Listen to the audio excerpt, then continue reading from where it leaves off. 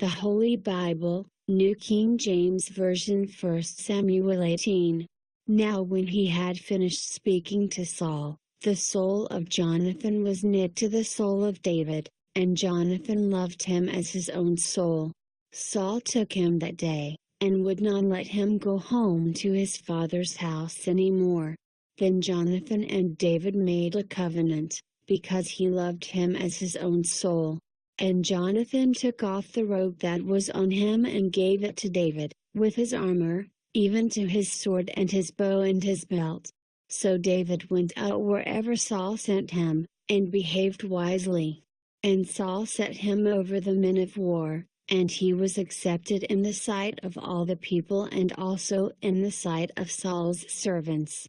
Now it had happened as they were coming home, when David was returning from the slaughter of the Philistine, that the women had come out of all the cities of Israel, singing and dancing, to meet King Saul, with tambourines, with joy, and with musical instruments.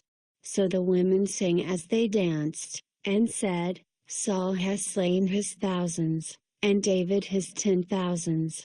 Then Saul was very angry, and the saying displeased him, and he said, They have ascribed to David 10,000s, and to me they have ascribed only thousands. Now what more can he have but the kingdom? So Saul eyed David from that day forward. And it happened on the next day that the distressing spirit from God came upon Saul, and he prophesied inside the house. So David played music with his hand, as at other times, but there was a spear in Saul's hand.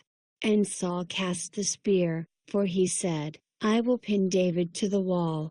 But David escaped his presence twice.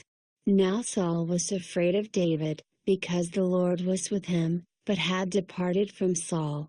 Therefore Saul removed him from his presence, and made him his captain over 1,000, and he went out and came in before the people.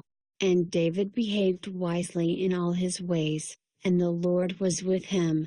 Therefore, when Saul saw that he behaved very wisely, he was afraid of him. But all Israel and Judah loved David, because he went out and came in before them. Then Saul said to David, Here is my older daughter Merab, I will give her to you as a wife. Only be valiant for me, and fight the Lord's battles. For Saul thought, Let my hand not be against him, but let the hand of the Philistines be against him. So David said to Saul, Who am I, and what is my life or my father's family in Israel, that I should be son-in-law to the king?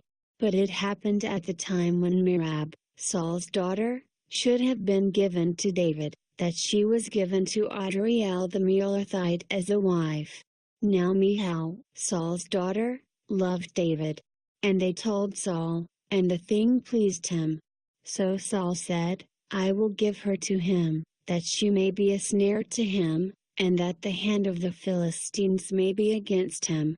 Therefore Saul said to David a second time, You shall be my son-in-law today. And Saul commanded his servants, Communicate with David secretly, and say, Look, the king has delight in you, and all his servants love you.